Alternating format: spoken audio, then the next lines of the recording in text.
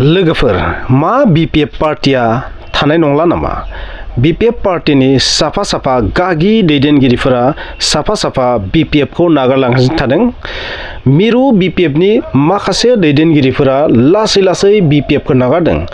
खाम्फा बरगयारि बिथाङा नागारनाय लोगो लोगो रिजाइन होनाय लोगो लोगो नुनो मोनदों सासे माने रिजाइन होलांगासिनो थादों आरो दिनै जोंनि मिडियायाव नुनो मोनबावदों सानै गेदेमा नेता BPF नि सानै गेदेमा नेता जायफोरा सेन्ट्रेल BPF नि नेता सासे नेहाथारि आरो सासे जाबाय अर्गेनाइजिं नेहाथारि माने अर्गेनाइजिं सेक्रेटारि आफजल खान आरो सासे जाहैबाय प्रानजित बसुमतारी बिथाङा जाबाय मिरु BPF नि नेहाथारि बिबो BPF खौ नागारबाय। बिदिब्ला जों माबायदि साननो हागौ हाग्रामा महिलारिनि जि पलिटिकल केरियार बा BPF पार्टी बे लासै लासै जोबस्रांनो थांगासिनो दं नामा? मा जाहोननि थाखाय बिथांमोना बेबायदि नागारलांदों बेखौथ' बुंनो हाया, नाथाय साफा मा खालामदों BPF पार्टीखौ नागारलांदों। खाम्फा बरगयारि बिथाङा नागारलांनायखौथ' आं ओरैबायदि बुंगोन खाम्फा साइड इफेक्ट बा खाम्फा इफेक्टआ थारैनो BPF पार्टीखौ सोरलां होरलां खालामनोबो हागौ बे बाथ्राया रोखा। खाम्फाया नागारलाङामोनबा जों अब्लाबो बुंनो हायोमोन जे BPF पार्टीया जोबोर स्ट्रङैनो थागोन, हाग्रामा महिलारिया गोख्रोङैनो थागोन। नाथाय बेबादि नेताफोरा नागारलांनायनि ओंथिया मा फोरमायो? बहुत एक्सपिरियेन्स हल्डार गोबां अभिज्ञता गोनां रोंगौथि थानाय बै नेताफोरा एसेबां बोसोरनि उनाव जुदि नागारलाङोबा थारैनो मोनसे पार्टिया जोबोद दुरबल जायो। हरखाबै बेबायदि सासेनि उनाव सासे बेबायदि जुदि थांबाय थायोबा अब्ला बै पार्टीनि अबस्थाया माब्लाबाबो मोजां जानो हाया। बिनि इन्टारनेल अबस्थायानो जा एक्सटार्नेल अबस्थायानो जा गासैबो गाज्रि अबस्थायाव थांबाय बेबायदि बुंनो हायो। स' खाम्फा इफेक्ट बेयो BPF खौ डेस्ट्रय खालामनो हागौ बेबायदि जों बुंनो हायो। गमामायैनो हाग्रामा महिलारिया बै नेताफोरखौ मा जाहोननि थाखाय बुजायनानै होबथानानै लाखिनो हायाखै। मन' जायला बिथांनि बेलायावबो आंसो लिडारा बेबायदि सेन्टेन्स बुंदों। स' मन' जायलाया गैला, बिखौ आउट खालामबाय XBLT निफ्राय बेबायदि आरो। स' सासेनि उनाव सासे सिनियर लिडारफोरा बे पार्टीखौ नागारनानै थांजोब्बाय। बिदिब्ला नोंथांमोना बे पलिटिक्सखौ मा सानो? BPF नि जि पलिटिक्स बे पलिटिक्सआ मा डेस्ट्रय जानो थांगासिनो दङ, जोबस्रांनो थांगासिनो दङ बेबायदि जों साननो हायो लोगोफोर। जाय पार्टीया 17 बोसोरनिख्रुइबो बांसिन राजत्व खालामबाय खुंबोबाय बे BTC खौ, नाथाय बेबायदि हरखाब सासेनि उनाव सासे दैदेनगिरिफोरा मा जानो थाखाय नागारलांदों? बिश्वजित दैमारि बिथाङाथ' बहुत सिगां नागारलांदों। चन्दन ब्रह्म बिथाङा बहुत सिगां नागारलांबाय, बबेखानि बांद्राय गोबाव जायाखै। नाथाय दा BPF आव एकदम गोख्रों नेता दङ होनबा सोर दं आंथ' मिथिया, साफा सानै दङ, नाथाय बिसोरनि पलिटिकेल अबस्थाया मोजां नङा। थारैनो बिसोरबो नागारनो हागौ। दा खौराङाव ओरैबायदि मोनसे आइडिया खालामबाय थादों मानसिफोरा, माने सानबाय थादों आरो खाम्फाया थांबाय माने बिनि लोगोसे 50% मानसिया BPF खौ नागारनानै थांनो हागौ। आरो बेबायदि बिथिङाव जोबोद जुनियर रोंगौथि गैयै सुबुंखौ दायित्व होनो गोनां जानो हागौ हाग्रामा महिलारि बिथाङा। बेनिखायनो हाग्रामा महिलारि बिथांनि अबस्थाया दैयाव हांसो सानस्रियै अबस्था जानो थांगासिनो दं नामा? नेक्स्ट जि इलेक्सन फैगासिनो थादों 2025 बे बोसोरावबो आरो 2026आवबो, बै इलेक्सननि समाव बे BPF नामनि मायबादि पार्टी दंमोन बे थाहैगोन ना थाहैया एसे दाउट जादों। जुदि गेदेमा नेताफोरा बेबायदि पार्टी नागारोबा फिसा नेताफोराथ' ओरैनो नागारखागोन, खारन बिसोरनियावथ' मोनसे पार्टीखौ मोजाङै इलेक्सननि टाइमाव मेनेज खालामनानै जेबो नलेजआनो थाखाया, एक्सपिरियेन्सआनो थाखाया।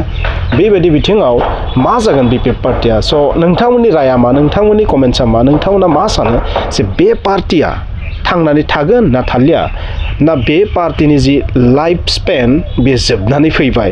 स' हाग्रामा महिलारि बिथाङा मा जाहोननि थाखाय लाखिनो हायाखै बेखौथ' हाग्रामा महिलारि बिथाङासो मिथिसिगौ बा सेन्ट्रेल कमिटिनि दैदेनगिरिफ्रासो मिथिसिगौ। स' सेन्ट्रेल BPF नि साथाम दैदेनगिरिया बे साननै सानथामनि गेजेरावनो BPF नागारनानै थांनाया थारैनो BPF खौ फोजोबस्रांसिगोन बा ओरैबायदि खालामसिगोन, जोबोद दुरबल खालामसिगोन आरो लासै नोरजिया जाना मोनसे समाव गोमालांसिगोन। बेबादि जाहोबाय नामा? नोंथांमोना मा बुङो? गोबाङानो दाबो बुंगोन जे BPF आ दाबो स्ट्रङै दङ, नाथाय BPF नि जि इन्टारनेल जि थासारि बे जोबोर गाज्रि, आं बेखौनो बुंगोन। नोंथांमोना जेसेबां जि बुङा मानो BPF नि अबस्थाया जोबोर गाज्रि। नङाबा बेबादि गागि दैदेनगिरिफोरा सासेनि उनाव सासे मानो नागारलांदों?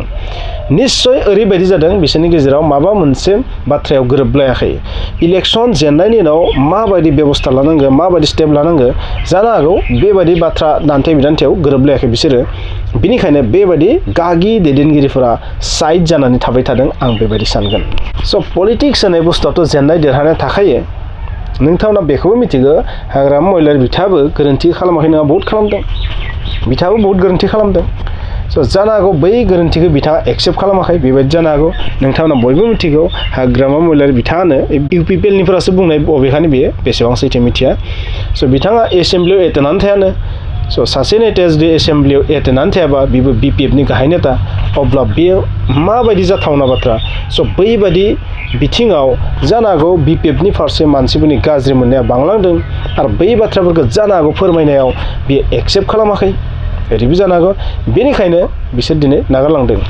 हाथियार लानानै दावहा नांनाया मोनसे बिथिं नाथाय पलिटिक्सआ गुबुन मोनसे रोखोमनि बिथिं बे पलिटिक्सआव कमप्रमाइज खालामनो हानांगोन पलिटिक्सआव मानिनोबो हानांगोन बाखि नेताफोरनि बाथ्राखौ जानो हागौ बिथाङा बेफोरखौ मानियाखै महिलारि बिथाङा बेनिखायनो सासे उनाव सासे बेबायदि नागारलांदों आं बेबायदि सानो नोंथांमोना मा सानो स' बे जाबाय पलिटिक्सनि भिडिअ पलिटिक्सनि सायाव माखासे आंनि रिएक्सन बे रिएक्सना बेसेबां सैथोदों बेसेबां नंखायदों बेखौ आंबो बुंनाया गोरोन्थिबो जानो हागौ आंनिफ्राय बुंदों आरो स' सोर थांखो दिनै अफजल खान अर्गेनाइजिं सेक्रेटारि आरो खाम्पा बरगयारि बिथाङाथ' भाइस प्रेसिडेन्टमोन BPFनि लोगोसे बिथाङा डेपुटि चिफमोन मोनसे समाव आरो बिनि उनाव जाबाय प्रानजित बसुमतारिया मा बे जाहैबाय मा सेन्ट्रेल BPFनि नेहाथारि सेक्रेटारिमोन सेक्रेटारियानो जुदि नागारलांबायबा भाइस प्रेसिडेन्टआनो जुदि नागारलांबायबा अर्गेनाइजिं सेक्रेटारियानो जुदि नागारलांबायबा बिनि उनथिं थानाय गुबुन गुबुन कामान्डार्सफोरा माने डिफेन्सनि लेंगुवेज आं बुंदों कामान्डार्सफोराथ' जोबोर थाबैनो BPFखौ टाटा बाय बाय होनो बांद्राय गेदेर खोथा नङा आरो मानोना बिथांमोननि फेभारनि मानसिफोराबोथ' बिथांमोननि उन उन थांफाखागोन ना खारन खाम्फाया जाबाय सासे गेदेर नेता बिथाङा BLTनिफ्राय फैखानाय स' बिथाङा जाबाय BPFनिफ्राय गेदेर नेताखा BLTनि बिथिंनिफ्रायबो आरो BPFनि बिथिंनिफ्रायबो गायसनगिरि लेङाइ आफादगिरि स' गायसनगिरि लेङाइ आफादगिरि हिसाबै बियो इमान बोसोर थाबोबाय स' बिहाबोथ' माबा मोनसे दङ माबा मोनसे बिथाङाबो बुंनो हानाय गावनि मतामतखौ होनानै बिथाङाबो राइट्स दङ नाथाय बैबायदि बिथिङाव जानो हागौ कुनु सापर्ट गैया कुनु हेल्प गैया कुनु मानिलायनाय गैया अब्ला बै पार्टियाव थानानै मा जानो बिनि पलिटिकेल केरियार ओरैनो डेस्ट्रयखा आरो बार बार बियो जेनबाय थादों जेननायनि थाखायबो निश्चय फ्रास्ट्रेसन अबस्थायाव दङ स' BPFआव थायोबा बियो जेनबायानो थानांगोन बेबायदि मोनसे साननाय फैदों जानो हागौ बिनियाव माखासे अफारबो फैदों गुबुन गुबुन पार्टिनिफ्राय गुबुन गुबुन रोखोमनि अफार EM होगोन MLA होगोन MP होगोन बायदिसिना अफार फैगासिनो थादों